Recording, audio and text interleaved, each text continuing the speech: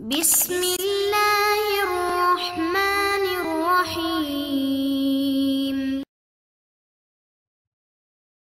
Nah, tadi sudah di pembahasan sebelumnya kita lihat bahwa sesungguhnya umat Islam ini dianjurkan untuk bekerja, bukan meminta-minta, bukan mengemis.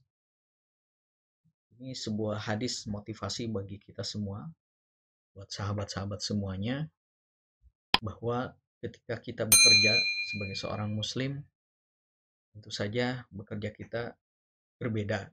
Karena kita sebagai seorang muslim ketika bekerja tidak hanya sekedar untuk memenuhi kebutuhan sehari-hari kita. Bukan. Tidak hanya sekedar untuk memenuhi kebutuhan anak dan istri kita dalam keluarga. Tidak hanya sekedar itu. Tetapi sesungguhnya ada dimensi yang lain, yaitu dimensi ibadah kepada Allah Subhanahu wa taala.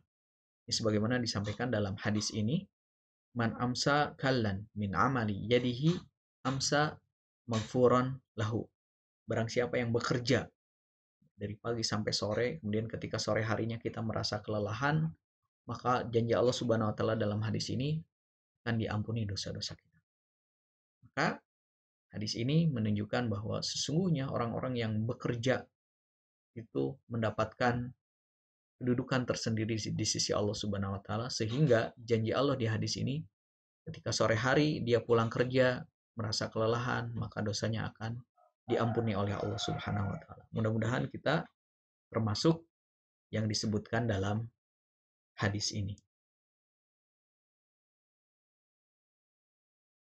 Hadis yang kedua berkaitan dengan motivasi bekerja adalah sesungguhnya di antara dosa-dosa itu terdapat satu dosa yang tidak dapat dihapuskan dengan sholat, puasa, haji, dan umroh. Sahabat bertanya, apa yang dapat menghapuskannya wahai Rasulullah? Beliau menjawab, semangat dalam mencari rezeki. Artinya apa? Sahabat-sahabat semuanya, bahwa ternyata semangat mencari rezeki, semangat bekerja, dan tidak ingin menjadi seorang pengemis atau peminta-minta, ini menjadi penggugur dosa kita di hadapan Allah Subhanahu wa taala. Sama dengan hadis yang tadi, ketika pagi sampai sore bekerja, sore harinya kita merasa lelah dalam bekerja tersebut, maka janji Allah akan diampuni dosa kita. Amsa maghfuron lahu. Begitupun dalam hadis ini, semangat kita dalam mencari rezeki ini akan menjadi penggugur dosa kita di hadapan Allah Subhanahu wa taala. Nah, kemudian yang selanjutnya ini adalah semacam warning atau peringatan bagi orang yang kaya atau punya kemampuan tapi masih mengharapkan pemberian dari orang lain. Sebutkan la tahillus sadaqah. Tidak halal sedekah li ghaniyin, bagi orang kaya, orang yang mampu. Wala lidhi mirratin sawa. Atau misalkan orang yang punya kemampuan. Di hadis ini dia punya kemampuan bekerja, tapi kerjanya hanya duduk-duduk saja, santai-santai saja menunggu pemberian dari orang lain. Padahal dia mampu. Secara fisik dia mampu, secara usia dia masih muda. Atau orang yang sudah kaya.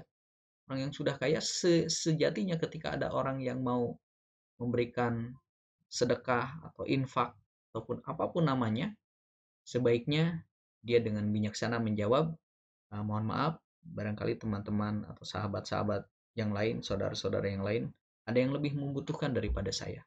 Saya alhamdulillah sudah cukup dengan apa yang saya miliki hari ini. Ini adalah izah seorang muslim itu sangat-sangat menjaga harga dirinya agar tidak meminta-minta. Nah, kemudian hadis yang selanjutnya, nah ini yang menjadi semacam peringatan ya, bagi yang suka meminta-minta. Kita lihat di hadis ini, luar biasa hadis ini disebutkan sahih ya dari Imam Bukhari dikatakan ma yazalu rajul yas'alun nas hatta ya'tiya yaumal qiyamah laisa fi wajhihi muz'atu lahmin. Jadi hadis ini menjelaskan bahwa seseorang yang meminta-minta, yang mengemis, padahal dia mampu untuk bekerja, fisiknya masih kuat, usianya juga masih muda, belum jompo. Intinya segala fasilitas harusnya dia bisa bekerja, tetapi dia masih saja meminta-minta, maka di dalam hadis ini disebutkan nanti di hari kiamat orang seperti itu hatta ya'tiya yaumal qiyamah, pada hari kiamat nanti disebutkan dalam hadis ini bahasanya sebagai bahasa metafora ya, kiasan. Laisa fi wajhihi muz'atu lahmin. Jadi seakan-akan di wajahnya ini nanti tidak ada nempel sedikit pun daging, atau yang nempel itu hanya sedikit saja. Jadi kalau bahasa kitanya tidak ada rasa malu sama sekali. Kalau bahasa Sundanya teboga kaera gitu. Ya. Jadi di hadapan Allah Subhanahu wa taala orang tersebut sangat-sangat dihinakan. Jadi seakan-akan ini daging ini habis semuanya. Jadi hanya secuil aja daging nempel di wajahnya. Artinya apa? Ini bahasa kiasan, bahasa metafora yang disebutkan dalam hadis ini. Betapa malunya di hadapan Allah Subhanahu wa taala orang yang mengemis, orang yang tidak bekerja, orang yang hanya mengandalkan pemberian dari orang lain. Sangat hina di hadapan Allah Subhanahu wa taala. Ini penjelasan inti dari hadis ini. Mudah-mudahan kita, keluarga kita dijauhkan dari uh, hadis yang masuk kategori hadis ini. Dijauhkan dari orang yang senantiasa mengemis, senantiasa meminta-minta. Sebaliknya kita mudah-mudahan masuk dalam kategori yang semangat bekerja, semangat mencari rezeki, berusaha kita untuk tidak mengemis apapun kondisi kita, kesulitan apapun